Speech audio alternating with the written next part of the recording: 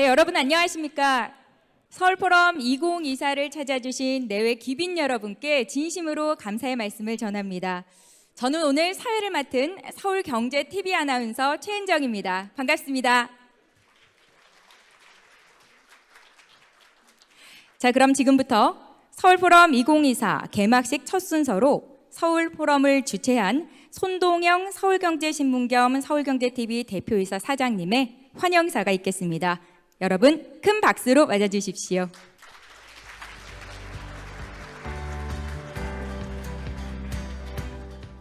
안녕하십니까.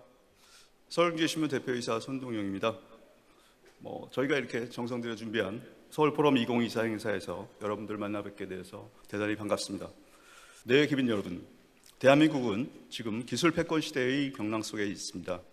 미중의 기술 패권 경쟁 격화와 글로벌 지정학적 위기의 심화로 인해 우리나라의 경제 환경은 급변하고 있습니다.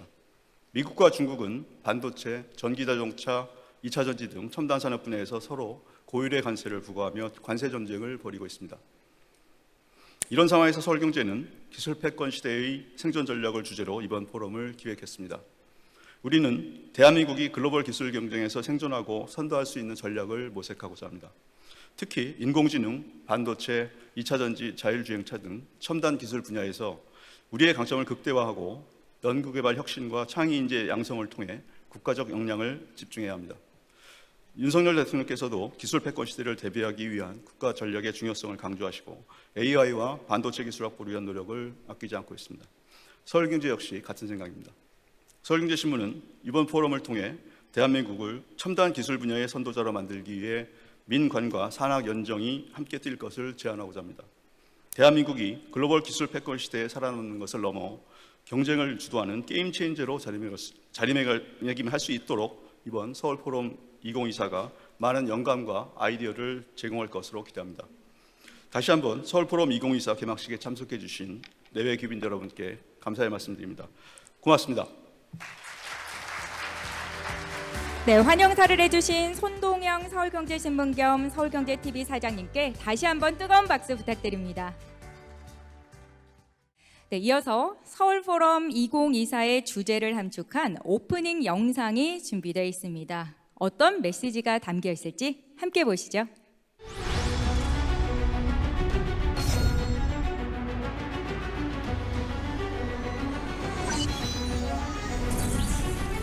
기술 패권의 시대.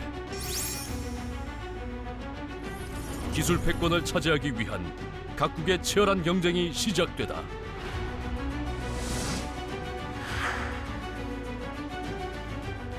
전 세계 유일한 초강대국 미국. 미국 중심 질서에 도전하는 중국. 급격한 경제 성장과 첨단 기술 굴기를 이뤄내다. 본격화되는 미국의 견제와 반발하는 중국.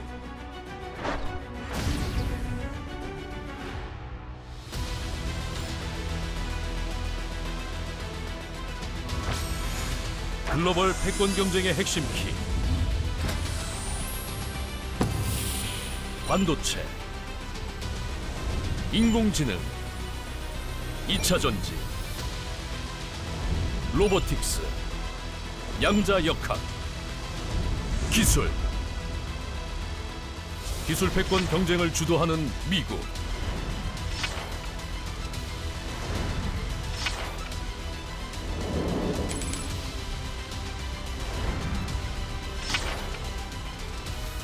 산업 판도를 바꿀 게임 체인저의 등장.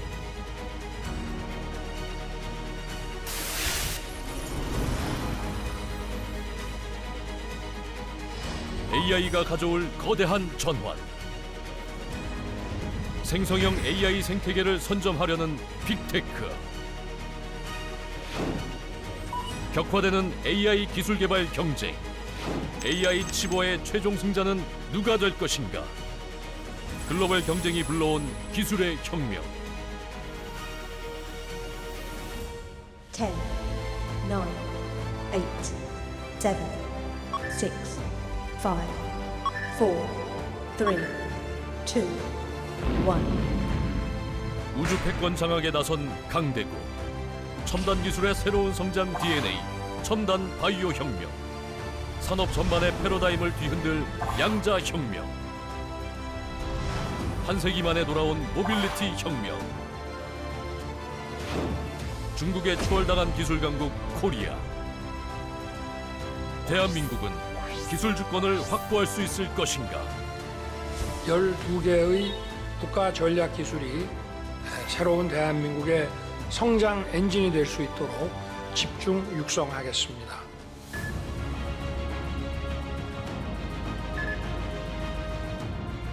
한국 경제의 새로운 성장 해법과 세계 경제의 지속 가능한 발전 방안을 논의하는 공론의 장, 서울 포럼. 글로벌 석학, 전문가들과 함께 기술 패권 시대, 대한민국의 생존 전략을 제시하다.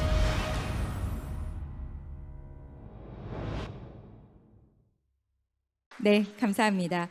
이번 서울포럼 2024 개최를 정말 많은 분들께서 축하해 주셨는데요. 윤석열 대통령님께서도 의미 있는 글로벌 포럼의 성공적인 개최를 위한 축하의 말씀을 전해 주셨습니다.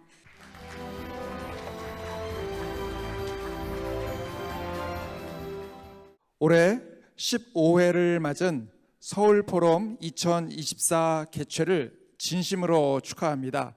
기술 패권 시대의 생존 전략을 주제로 지혜를 나눠주실 세계 석학과 전문가 여러분, 그리고 논의의 장을 마련해 주신 손동영 사장님과 서울경제신문 임직원 여러분께 감사드립니다.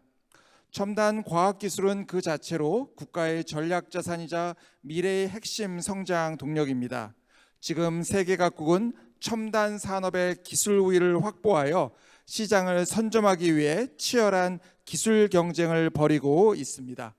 이와 동시에 첨단 기술을 중심으로 보호무역주의가 강화되고 자국 중심의 공급망 재편 움직임이 일어나고 있습니다.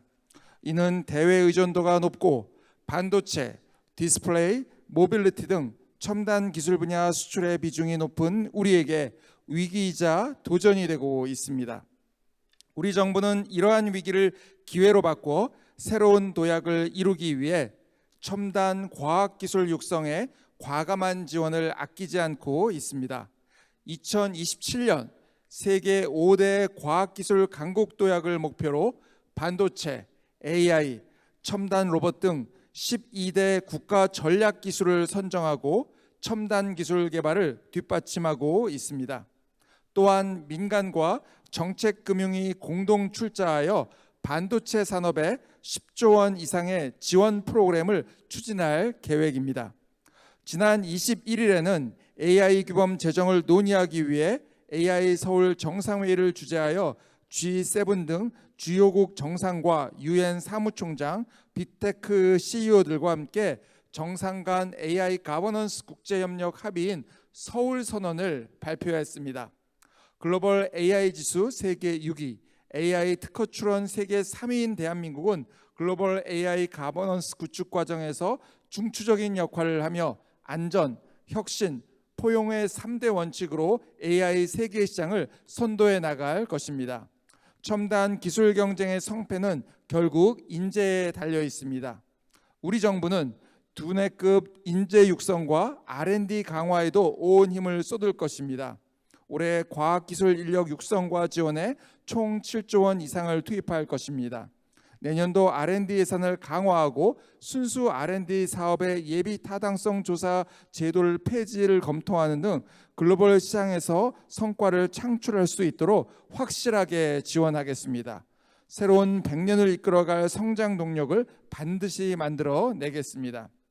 오늘 혁신적인 방안 제시와 활발한 논의를 통해 대한민국을 최첨단 기술 선도국가로 이끌 다양한 해법이 도출되기를 기대합니다. 감사합니다. 2024년 5월 28일 대한민국 대통령 윤석열 대독했습니다.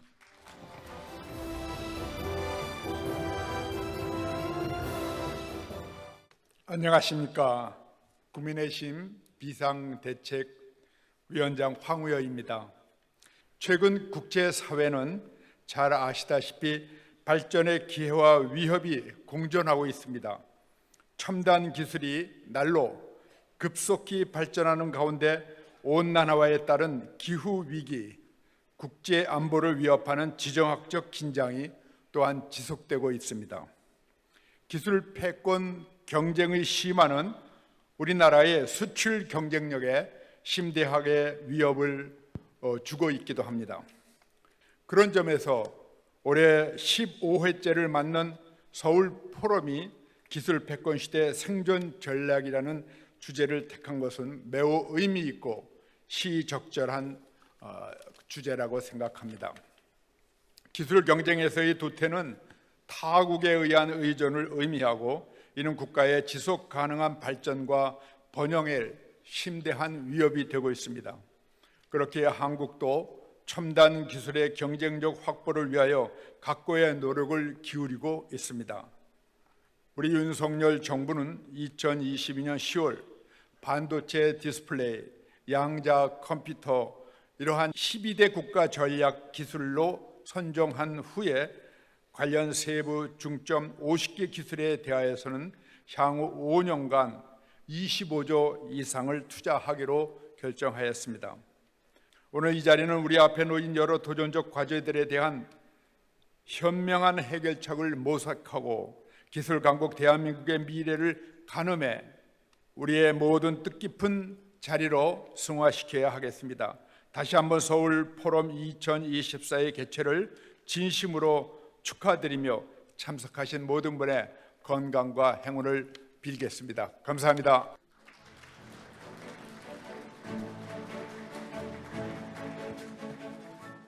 안녕하십니까. 부총리 겸 기획재정부 장관 최상목입니다.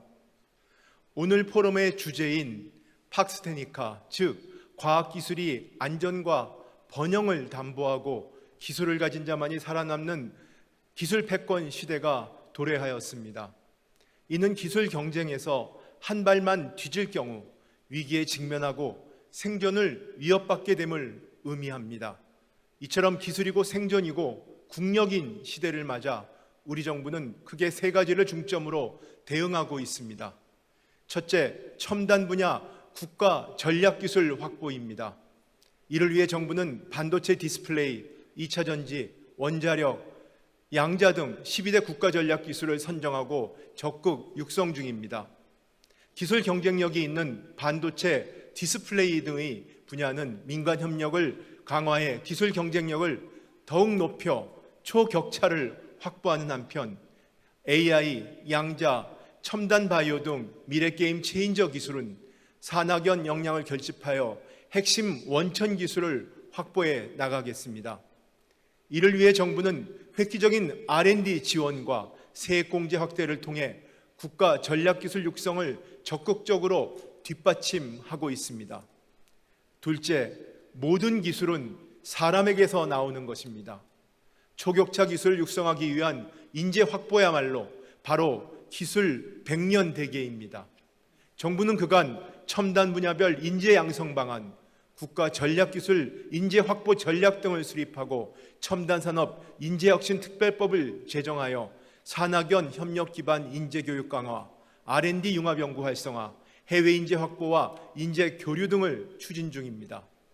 셋째, 첨단 기술 경쟁은 이제 개별 기업 간 경쟁을 넘어 산업 생태계 경쟁으로 바뀌고 있습니다. 정부는 치열한 글로벌 생존 경쟁에서 우위를 점하기 위해 산업혁신 생태계 구축에 전력을 다하고 있습니다. 지난해 15개 국가 첨단 산업단지와 7개 첨단 특화단지를 첨단 클러스터로 지정한 데 이어 올 2월 클러스터별 맞춤형 지원 방안을 수립 집행 중입니다. 올 4월에는 우리 경제의 약한 유리턱인 소재, 부품, 장비 산업에 대해서도 특화단지별 맞춤형 지원 방안을 발표했고 다음 달에는 공급망 안전화법도 시행할 예정입니다. 내외기빈 여러분, 어떤 기술을 가지고 있느냐가 그 나라의 국력과 위상을 결정합니다. 정부는 포럼에서 나온 의견 하나하나를 귀하게 듣겠습니다. 감사합니다.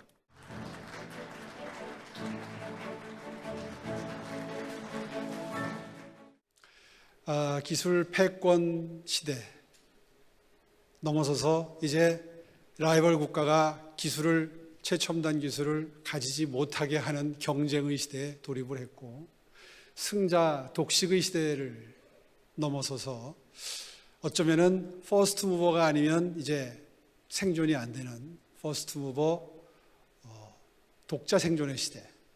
그런 의미에서 아마 오늘 포럼에서 많은 분들이 인재의 중요성에 대해서 언급을 많이 하셨을 걸로 짐작이 됩니다.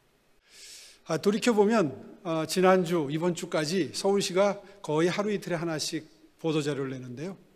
어떻게 하면 이 기술 패권 시대에 대한민국을 생존하게 하기 위해서 서울시가 무슨 역할을 할 것인가에 초점이 맞추어져 있습니다.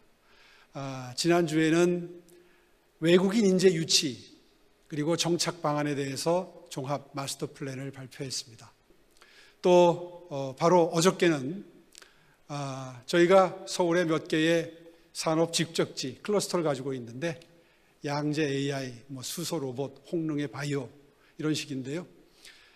이미 홍릉의 바이오가 이제 포화 상태가 돼서 동북권역의 창동 차량 기지를 중심으로 해서 어떻게 바이오 벨트를 만드느냐, 디지털 바이오 벨트를 만드느냐, 기업을 어떻게 유치할 거냐.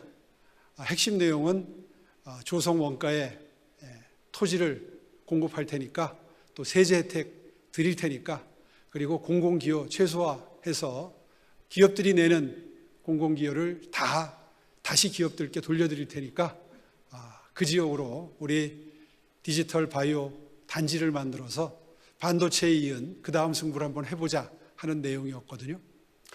이렇게 돌이켜보면 대한민국의 심장 서울시도 나름 이 경쟁에서 뒤처지지 않도록 하기 위해서 사력을 다하고 있습니다. 오늘 아주 뜻깊은 이 포럼에서 이렇게 대한민국이 또 수도 서울이 무엇을 해야 이 처절한 생존 전략의 시대에 과연 기술로 승부할 수 있을지 좋은 논의가 많이 이루어져서 저희 서울시도 많은 인사이트를 받고 힌트를 얻어서 더욱더 열심히 뛰는 그런 포럼이 되기를 정말 바라고요.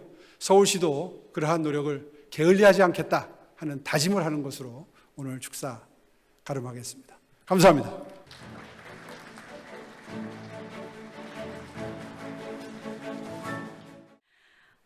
저는 사실 지금 대한민국의 가장 중요한 화두는 바로 지속 가능이라고 생각을 합니다.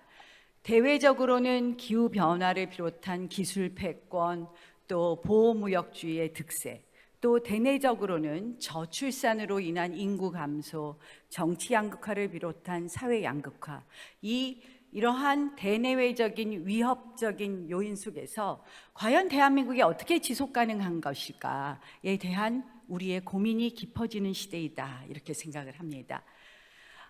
그 가운데 우리가 지속 가능할 수 있는 그 기반이 이제 기술 패권 시대에 어떻게 우리의 기술력을 확보하는 것 아니냐라고 생각을 합니다. 아시다시피 세계는 군사 패권의 시대를 지나서 통상 패권을 넘어서 이제 기술 패권의 시대입니다. 제가 이 자료를 보니까 2022년 기준 OECD 국가 중에서 우리의 국가 과학기술 혁신 역량은 5위에 이른다고 합니다. 저는 이 기술력을 기반으로 한 새로운 성장 방정식을 만드는 것이 대한민국이 지금 지속가능한 대한민국을 만들어가는 데 가장 중요한 일 아닌가 이렇게 생각을 하면서요. 그러면 과연 무엇을 할 것이냐? 결국 돈과 사람과 환경이라고 생각을 합니다. R&D 예산의 확보는 물론 어떻게 우리가 많은 돈을 정말 가져올 수 있느냐. 또 하나는 역시 인재 양성입니다. 제가 이번에요 지역구 선거를 하면서 중요한 공약을 하나 냈습니다. 전국에서 최초로 과학 자율중학교를 만들어야 된다. 이렇게 하면서 수학과학이 기본이 잘 되어 있어야지 앞으로 훌륭한 과학기술 시대의 인재가 된다고 했는데 그게 득표 요인에 좀 도움이 되었던 것 같습니다. 이만큼 창의적 인재를 만드는 기반을 만드는 교육 혁명이 또 필요할 것이고요. 마지막으로는 제반 환경이라고 생각을 합니다. 제가 보니까 깜짝 놀란 것이 2027년이 되면 우리나라의 지금 전력 소비량만큼의 소비량이 또 필요하다고 합니다. 그것이 어디에 필요하느냐? AI를 위해서 필요한 전력 소비량이 지금 대한민국이 소비하고 있는 전력량하고 똑같다고 합니다. 그럼 그 에너지원을 어떻게 탄소 중립 시대에 맞춰서 우리가 확보하느냐, 그것도 또 큰 숙제라고 생각을 합니다. 이런 여러 가지를 보면서 정말 국회에서 관련된 입법, 예산을 꼼꼼하게 준비해야 될 때가 바로 지속가능한 대한민국을 위해서 꼭 필요한 지금이라고 생각을 하는데요. 오늘 서울경제포럼에서 나온 좋은 아이디어들을 국회에서 입법화하고 예산을 편성하는 데 있어서도 소홀함이 없다는 약속을 드리는 말씀으로 축하의 말씀 대신하겠습니다. 축하드립니다.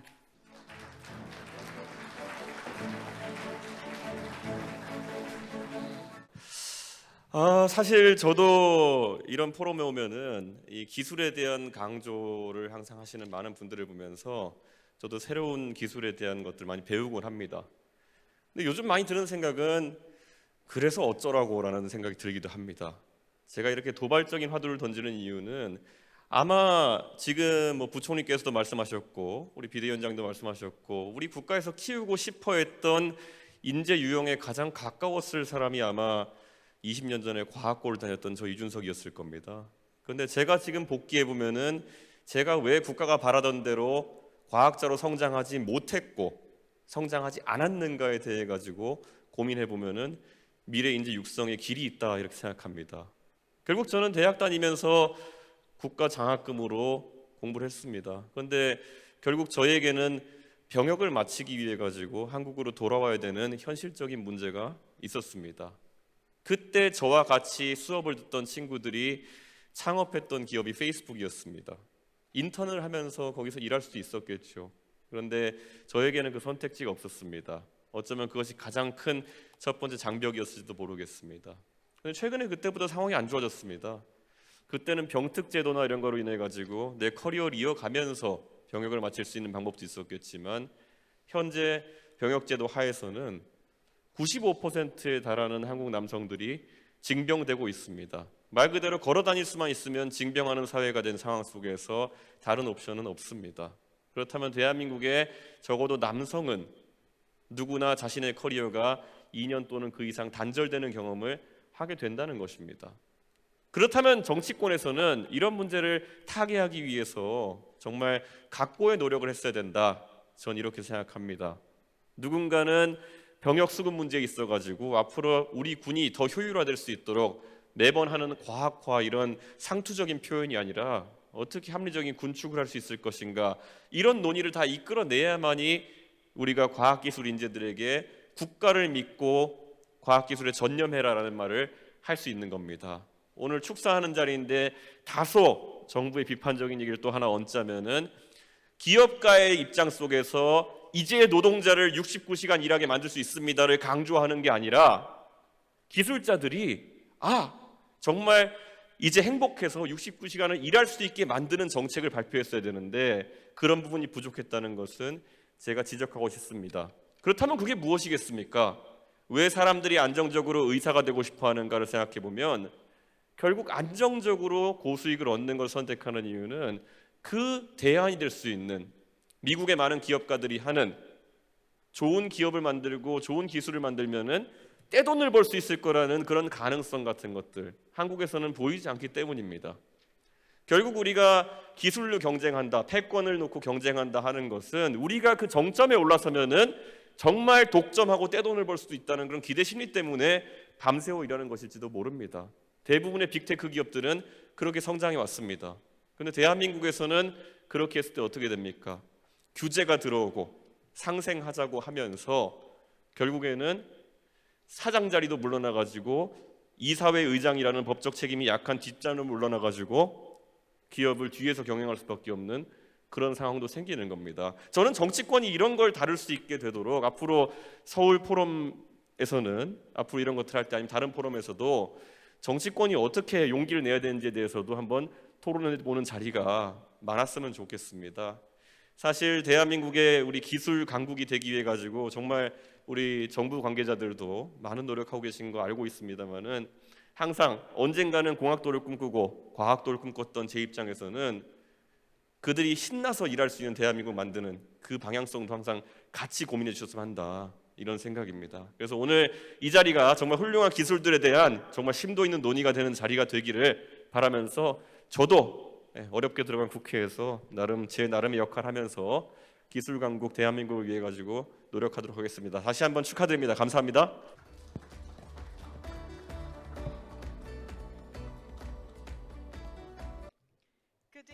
안녕하십니까 여러분. 정말 영광스럽게도 여러분들과 함께 할 수 있게 되었고 서울포럼 2024에 참석할 수 있게 되어서 매우 기쁘게 생각합니다. 오늘 제가 여러분들과 함께 나눌 이야기는 인공지능의 혁신적인 영향입니다. 오늘날 우리가 받고 있는 인공지능의 혁신적인 영향은 무엇일까요? 인공지능은 사실 어느 곳에나 있는 것입니다. 엄청나게 많은 영향을 여러 다른 분야에서 나누고 있기 때문이죠. 가장 먼저 제가 나누고 싶은 이야기는 생성형 인공지능이란 과연 무엇인가 하는 것입니다. 그리고 인공지능이 우리가 과거에 보았던 지난 10년간의 인공지능과 이 생성형 인공지능은 어떻게 다른가 하는 것을 이야기 나누어 보도록 하겠습니다. 그리고 앞으로 미래는 어떠할까요? 또 어떤 도전 과제가 남아있고 현재의 인공지능에 어떤 제약점이 있을까요? 또 해결책은 무엇일까요? 그리고 마지막으로 또 사회에 미치는 인공지능의 영향은 무엇이며 일자리, 인간의 삶 자체에 미치는 영향은 무엇일까요? 이런 이야기들을 여러분과 함께 나누면서 대화를 이어나가 보도록 하겠습니다. 실제로 인공지능이란 오늘날 무엇일까요? 기초부터 한번 출발해 볼까요?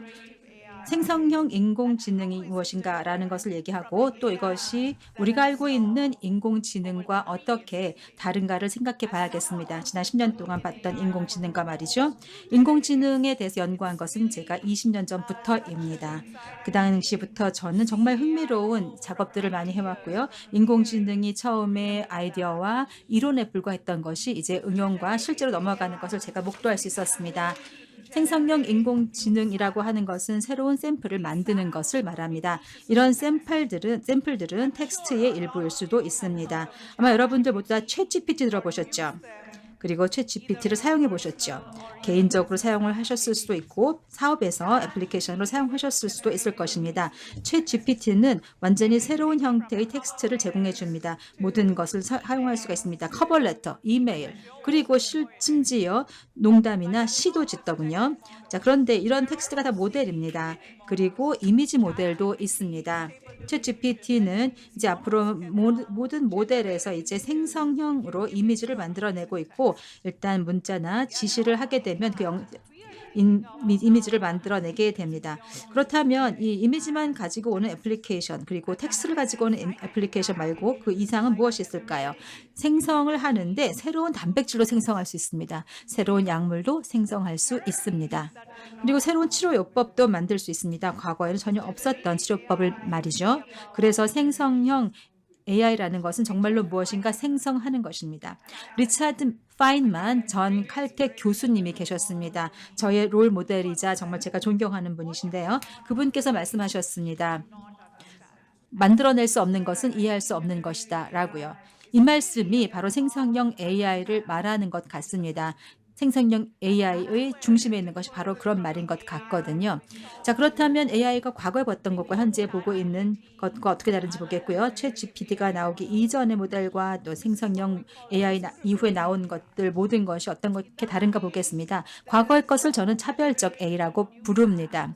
새로운 샘플을 가져다가 만드는 것이죠. 그렇기 때문에 샘플을 주어지게 되면 AI 모델로 변형시켜서 만들 수 있게 되는데 완전하게 새로운 이미지를 생성하는 것 대신에 과거에는 인풋을 가져다가 이미지를 만들고 거기에서 도출을 해냈었습니다. 차별적으로요. 예를 들어서 안면 인식과 같은 경우는 여러 가지 시나리오에 따라서 작용을 합니다. 공항에서 작용이 될 수 있겠고 아이폰에서 얼굴로 인식을 해서 아이들을 만드는 것도 가능합니다. 이런 좁은 형태의 인공지능이 되는 것입니다. 이러한 시스템들은 예를 들어서 얼굴 인식이라고 하면 얼굴 인식하는 것 이외에는 아무것도 하지 않습니다. 새로운 이미지를 가져도 그 기능만 사용하게 되는 것이죠. 과거에는 이렇게 제한적인 기능만 사용했고 이것을 차별적인 AI라고 하였습니다. 그래서 이런 인풋들이 들어갔는데 이제 생성형 AI에서는 완전히 새로운 이미지로 만들어낼 수가 있습니다. 그래서 이제는 창의성의 시대에 들어간다라고 말씀을 드리는 겁니다. AI를 통해서 새로운 새로운 것을 만들어내고 그 전에 없었던 것을 새로 제공해 줄 수 있기 때문입니다. 그래서 정말 저는 흥미진진하게 이 시대를 느끼고 있습니다. 어떤 언어 모델들이 어떻게 훈련되고 또 어떻게 훈련되는지 궁금하지 않으세요? 챗GPT의 모델들은 굉장히 많은 양의 텍스트를 가지고 훈련을 한 것입니다. 실제로 인터넷에 있는 모든 것들을 다 가지고 훈련했다 해도 과언이 아닙니다. 인터넷에 있는 모든 텍스트를 가지고 이 랭귀지 모델을 훈련시킨 것입니다. 물론 이런 훈련을 하기 위해서는 정말로 많은 컴퓨팅 파워가 필요합니다. GPU도 엄청나게 많이 들어가지요. 그러나 이렇게 훈련을 한다라고 하는 자체 아이디어는 굉장히 간단한 것입니다. 예를 들어서 다음의 것을 예측한다라는 것을 말하는 것이죠. 자, 모든 데이터가 나왔다고 칩시다. 그리고 모델에게 요구를 합니다. 이제는 다음 단어가 무엇인지 한번 예측해 보아라. 정확하게 예측해라 라고 하는 거죠. 자, 이런 훈련을 모델에 대해서 계속했기 때문에 이제는 점점 개선이 되었고 이제는 다음 단어를 예측할 수 있게 되는 단계까지 갑니다.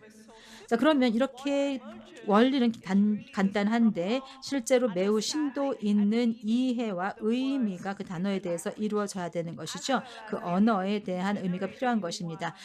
그래서 생성을 해서 새로운 것을 만들어내는데 그것은 그런 이해의 바탕을 두어야만 가능한 것입니다. 생성형 인공지능에서 정말로 필요한 것은 이해라고 할 수 있습니다. 즉 지시에 대한 이해를 하여야만 생성이 되는 것입니다. 이러한 언어 모델 이외에도 LLM 이외에도 여러분들께서는 우리의 지시가 무엇인지를 잘 이해하여야만 합니다. 강아지를 훈련시키는 것 한번 생각해 보실까요? 자, 강아지가 새로운 기술을 훈련받기 위해서는 매번 보상을 해줘야 됩니다. 제대로 하면 보상을 해주죠. 언어 모델도 마찬가지입니다. 우리가 훈련을 해서 가르치고 인간의 피드백에 따라서 개선이 되는 것입니다. 즉 이러한 언어 모델이 제대로 된 답변을 내주었다라고 하면 우리가 좋은 피드백을 주는 것입니다. 만약에 틀렸다고 하지요. 그래서 예를 들어서 그렇지 않을 경우에는 또 우리가 엄지손가락을 내린다거나 뭔가 사인을 주는 것입니다. 옳지 않았다라는 것을 알려주기 위해서요. 이에 따라서 또 그 다음에 반영이 되곤 합니다. 언어 모델과 같이 이렇게 간단해 보이는 이러한 작업들도 사실은 엄청나게 많은 효과를 낼 수가 있고 많은 작업들을 할 수 있게끔 만들어 줍니다. 그래서 이러한 모델의 범용적인 목적이 나오게 되는 것입니다. 커다란 데이터, 커다란 컴퓨팅 능력, 그러나 훈련의 목적은 매우 단순합니다. 다음 단계는 과연 무엇이 될까요? 언어 모델은 단독으로만 이루어지는 것은 아닙니다. 소외되어서 이루어지는 것이 아니고요. 여기서처럼 간단한 질문을 인간으로부터 받는 것에 끝나는 것이 아닙니다. AI 에이전트 혹은 AI 대행자라고 한다면 언어 모델에게 지원을 요구합니다. 여러 가지 다양한 업무들을 할 수 있도록 요구를 하는 것이지요. 그래서 이것을 가지고 우리가 마인크래프트를 통해서 보여줘서 유명하게 이렇게 했던 실험이 있는데요. 마인크래프트 아시는지 모르겠습니다. 굉장히 유명한 비디오 게임인데요. 다른 게임과는 달리 다른 게임들은 주로 슈팅을 한다거나 어떤 목적을 이루는 것이라면 마인크래프트는 창의성을 위한 게임이라고 보시면 되겠습니다. 새로운 성을 짓고 새로운 것을 만들어서 끊임없이 창의성이 계속해서 요구되는 것입니다. 이것이야말로 AI 에이전트가 주로 하는 것이라고 할 수 있습니다. 업무 분장을 하게 되고 언어 모델이 어떻게 도와줄 수 있는가를 끊임없이 탐구하는 것입니다. 그래서 이러한 AI의 프레임워크가 그만큼 탄탄한 것입니다. 왜냐하면 언어를 해석을 해서 행동으로 바꾸어주는 것이기 때문입니다. 마인크래프트 비디오 게임의 행동을 한번 생각해 보시면 이 실제 생활에서의 행동, 즉 로봇이 행동을 한다거나 여러 가지 업무를 한다거나 제대로 된 물건을 잘 집어서 적절한 곳에 놓는다거나 하는 등 지시에 따른 행동을 하는 것과 비교해서 생각해 보실 수 있는 것입니다. 그래서 언어 모델에서 이제는 체화된 AI 에이전트로 넘어가게 됩니다. 자율적으로 행동을 하는 것이죠. 그러면서도 물리적인 혹은 가상적인 세계에서 상호작용을 하는 것입니다. 지시를 받고 다양한 업무를 수행합니다.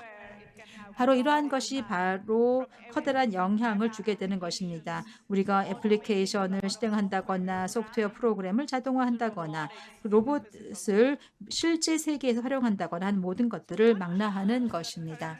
그렇다면 현재의 언어 모델이 헬루시네이션을 겪고 있는데 이런 것을 해결하기 위해서는 어떠한 문제를 해결해야 할까요? 지금 현재 잘못된 답변들도 많이 주고 있죠. 사실관계를 잘못 이해하는 경우가 있다는 것입니다.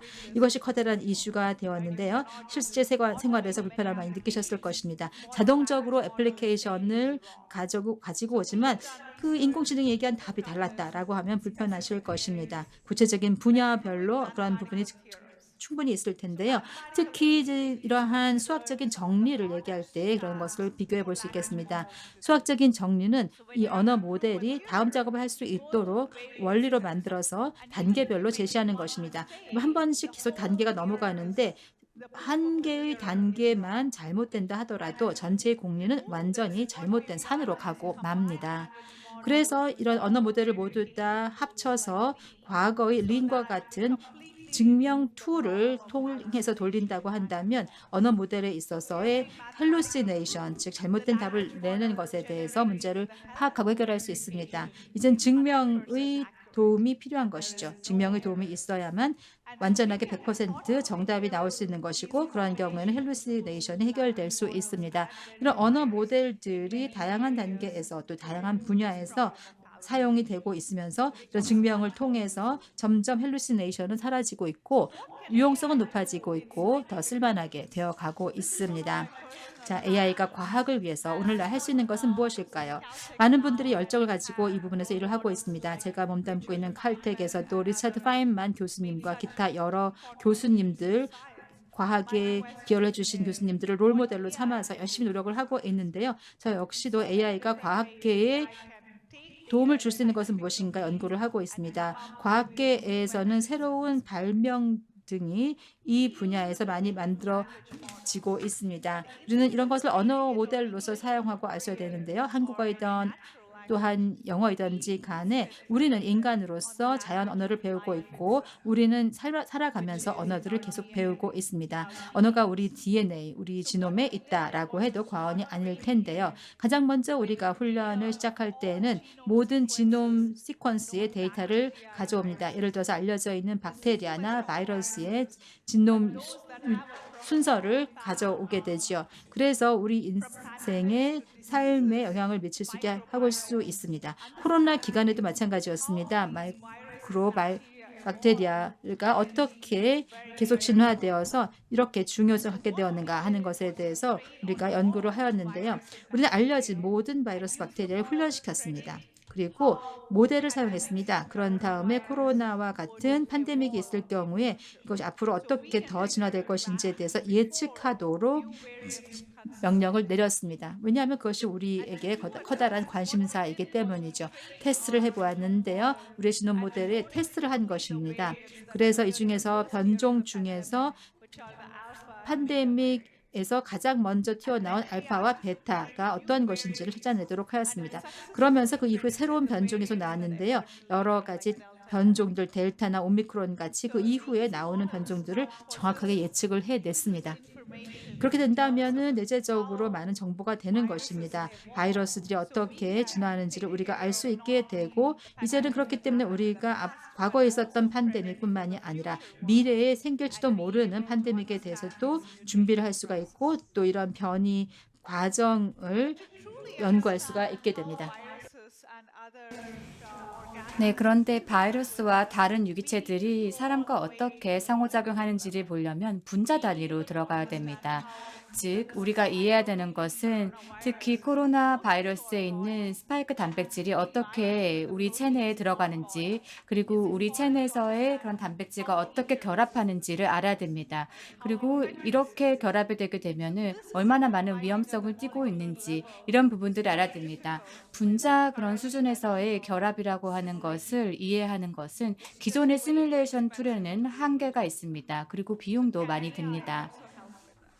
그래서 AI가 이런 부분에서 도움을 줄 수 있을까 생각해 볼 수 있습니다. 그래서 이러한 시뮬레이션에 활용되는 AI의 사례는 많이 있습니다. 앞서 분자 모델링에 대해서 말씀을 드렸지만 또한 지구 차원에서도 다양한 노력이 진행이 되고 있습니다. 다음 주 날씨는 어떻게 예측할 수 있을까를 보면은 다양한 그러한 프로세스를 알아야 됩니다. 해양 상황이라든지 아니면 대기압과 관련된 다양한 물리적인 현상들을 잘 이해하고 다 결합을 해야 됩니다. 이런 것들을 어떻게 AI 모델에 통합을 할 수 있을까를 생각해 볼 수 있습니다. 지금 현재 저희가 일기예보를 어떤 분석을 하거나 또 예측을 하는 그런 프로세스는 매우 느리고 또 비용이 많이 듭니다. 만약에 우리가 좀 더 세부적인 디테일을 알고 싶다. 다시 말해서 우리 대기에서 구름이 어떻게 이동하는지를 알고 싶다라고 하면은 우리가 지구상에 있는 모든 그런 슈퍼컴퓨터를 다 사용한다라고 하더라도 수십억 배 더 비쌉니다. 그래서 이런 문제들을 해결하기 위해서 다양한 그런 모델이 개발이 되고 있습니다. 우리가 다양한 방정식을 다 알고는 있지만 지금 현재 우리가 갖고 있는 컴퓨터로 이런 것을 시뮬레이션을 수행한다는 것은 비용이 많이 듭니다. 자, 그러면 이런 상황에서 AI를 어떻게 활용할 수 있을까요? AI라고 하는 것은 기존의 시뮬레이션의 속도를 높일 수가 있습니다. 사실 많은 그런 활용 사례에서 1억 배 정도 속도를 높일 수 있는 것으로 나타냈습니다. 그리고 이렇게 하게 되면 저희가 GPU의 그런 가속화를 많이 사용을 해야 됩니다. 기존의 그런 시뮬레이션들은 CPU를 기반으로 이제 진행이 됐었는데 이제는 GPU가 있기 때문에 저희가 대규모로 시뮬레이션을 진행을 하고 그리고 또 대규모 언어 모델이 갖고 있는 하드웨어적인 그리고 소프트웨어적인 이점을 다 누릴 수가 있습니다. 이러한 방법을 통하게 되면은 AI를 활용을 하여서 과학 시뮬레이션과 모델의 속도를 높일 수가 있습니다. 저희가 뉴럴 오퍼레이터, 신경 연산자라는 이러한 솔루션을 개발하였습니다. 다시 말해서 세부적인 그런 정보들, 지금 보시는 것은 구름의 움직임인데요. 이런 데이터들을 연속적인 방식으로 재현할 필요가 있습니다. 보여줄 필요가 있습니다. 저희가 실제로 이러한 데이터를 보여주기 위해서 컴퓨터 비전 모델처럼 고정된 해상도만 보여준다라고 하면은 저희가 세부적으로 보려고 하면은 흐리게 보입니다. 이러한 상황에서 뉴럴 오퍼레이터가 유용할 수가 있습니다. 데이터를 계속해서 연속적으로 고화성도로 보여줄 수 있습니다. 그래서 저희가 세부적으로 데이터를 또 이미지를 볼 수가 있고 그리고 데이터라든지 아니면은 물리학의 그러한 방정식을 통해서 통합을 할 수가 있습니다. 이러한 방식을 사용하게 되면은 중요한 그런 현상에 대한 정보, 예를 들면 물리적인 프로세스나 구름과 같은 정보들을 잘 보여줄 수가 있습니다. 이러한 방식을 사용을 해서 저희는 완전하게 AI가 통합된 예보, 일기예보 솔루션을 만들었습니다. 지금 현재 있는 날씨 모델과 대비해 봤을 때 45,000배 더 빠릅니다. 그리고 지금 현재 ECMWF 유럽중기예보센터의 웹사이트에 가시면 향후 2주간의 날씨 예보를 받아보실 수가 있습니다. 그래서 과학자들이 이러한 모델의 정밀도에 대해서 매우 놀라고 있습니다. 뿐만 아니라 속도도 매우 빠르다라는 그런 이점이 있죠. 빠를 뿐만이 아니라 이러한 솔루션을 사용하게 되면은 저희가 어떤 극한 기후 상황, 예를 들면 허리케인과 같은 이런 극한 기후 상황에 대해서 리스크를 평가할 수 있습니다.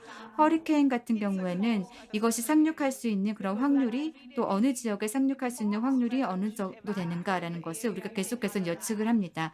그래야 저희가 이 지역에 대해서 대피령을 내릴 수 있기 때문입니다. 그런데 저희가 예측하기 위해서 우리의 AI 모델을 활용을 해야 하는데 이를 통해서 다양한 시나리오를 동시에 만들 수가 있습니다. 그래서 이 확률과 또 리스크의 평가를 정밀하게 할 수 있다는 것입니다. 사실 이러한 것은 기존에 있는 날씨 모델로는 할 수가 없습니다. 기존의 날씨 예보 모델 같은 경우에는 슈퍼컴퓨터를 사용을 한다라고 하더라도 몇 개의 예보 시나리오밖에는 생성하지 못합니다. 하지만 저희가 사용하는 AI 기반의 이런 모델 같은 경우에는 로컬 데스크탑에서 그냥 실행을 할 수 있습니다. 그리고 저희는 이 모델과 관련해서 오픈소스를 제공을 하고 있고 이를 통해서 일기예보 또는 날씨 예보의 어떤 대중화를 이끌고 있습니다. 또 다른 활용 사례를 말씀을 드릴 수가 있습니다. 이 탄소 포집과 저장이라고 하는 것은 특히 매우 중요한 그런 탄소 중립을 이룰 수 있는 기술입니다.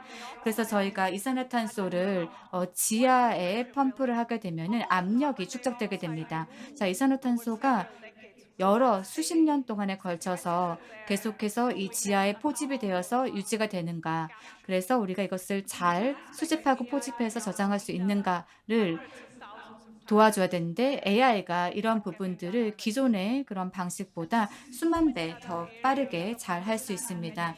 그리고 저희가 소재를 이해하거나 아니면 핵 융합을 이해하거나 또는 의료 영상을 이해함에 있어서 AI를 활용하고 모든 속도를 높이고 있습니다.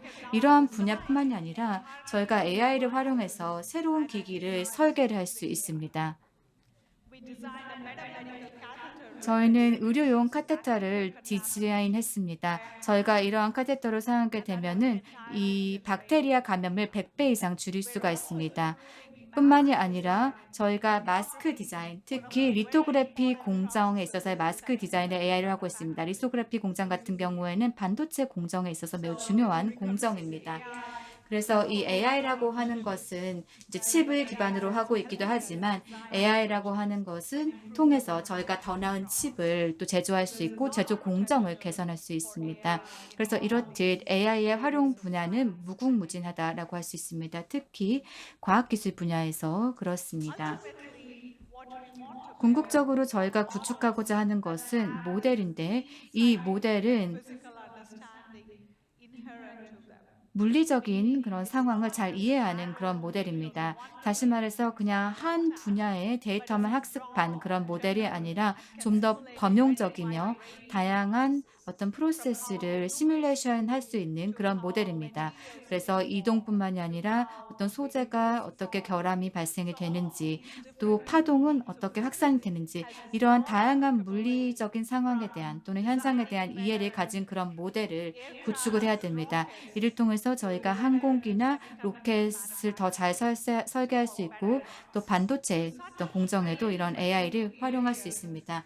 그래서 다양한 분야를 저희가 또 AI를 활용하게 되면 통합할 수 있다는 그런 장점이 있습니다. 이를 통해서 시뮬레이션을 가속화해서 획기적인 디자인을 구현을 하고 궁극적으로는 인류에게 도움이 될 수 있다는 것이죠. AI라고 하는 것은 많은 장점을 인류에게 전해주고 있습니다. 제가 방금 말씀드렸던 AI의 활용 사례들, 예를 들어 AI를 사용해서 기후변화에 대응을 한다거나 또는 저희가 날씨 예보를 더 정확하게 할 수 있고요. 뿐만이 아니라 저희가 기후변화를 대응함에 있어서 AI를 활용하게 되면은 탄소 포집을 더 용이하게 효율적으로 할 수 있습니다. 뿐만이 아니라 AI를 활용하면은 핵 융합이 어느 날 현실이 될 수가 있고, 뿐만이 아니라 저희가 플라즈마가 이러한 원자로에서 어떻게 이동하는지 이해를 하고 또 이러한 융합의 안정성을 더할 수가 있습니다. 이러한 모든 것들은 다 AI의 장점이라고 할 수 있습니다. 하지만 당연히 단점도 있고 위험도 있습니다. 어떻게 하면 AI의 대중화를 위해서 노력할 수 있을까? AI의 접근성을 높일 수가 있을까 고심해야 합니다. AI가 만약에 실수를 범하게 되면은 이러한 부분들을 어떻게 통제해야 되는가, 우리는 플랜 B를 갖고 있는가, 많은 분들이 이제 실패 모드 또는 페일리어 모드에 대해서 말씀해 주십니다. 이것에 대한 책임 소재도 분명히 해야 되겠고, 그리고 또 불순한 의도를 가진 그런 주체들이 AI를 활용을 해서 좋지 않은 그런 예제 또는 유스 케이스를 실용 사례를 도출하면 어떨 것인가, 이러한 다양한 것들을 저희가 생각을 해야 됩니다. 이를 통해서 AI의 어떤 보호 메커니즘도 생각을 해야 됩니다. 뿐만이 아니라 AI를 통해서 일자리의 손실이 발생을 할 것인가, 아니면 AI 때문에 인간과 또는 AI가 함께 경쟁을 해야 하는가, 나는 이런 생각을 하시는데요. 이런 부분들은 잘못된 생각입니다. 우리는 인류 대 AI 이런 마인드를 갖고 있으면 안 됩니다. 인류 또는 AI가 아니라 인류와 AI가 함께 공존하고 함께 협력해야 한다. 그것이 바로 우리의 미래라고 생각합니다. 왜냐하면 우리의 인력이 AI 혁명에 잘 대비할 수 있게 하기 위해서는 지금 AI가 생성하고 있는 다양한 툴을 잘 활용할 수 있을 뿐만이 아니라 최신의 발전 사항들을 잘 이해를 해서 이러한 전환을 잘 이해를 해야 되고, 이러한 전환을 통해서 생산성도 향상을 하고, 그러면서 저희가 또 다음 발전, 다음 혁명, 다음 어떤 기술 발전으로 한 단계 더 도약할 수 있을 것이라고 생각이 됩니다. 그런 면에서 인류와 AI의 미래는 매우 밝다라고 생각합니다. 감사합니다. 네, 생성형 인공지능의 도입이 우리의 삶과 세계의 경제를 어떻게 변혁시키고 있는지 인사이트를 얻을 수 있는 아주 귀한 시간이 아니었나 싶습니다. 아니마 아난드 쿠마르 교수님께 다시 한번 뜨거운 박수 부탁드립니다. 네, 고맙습니다.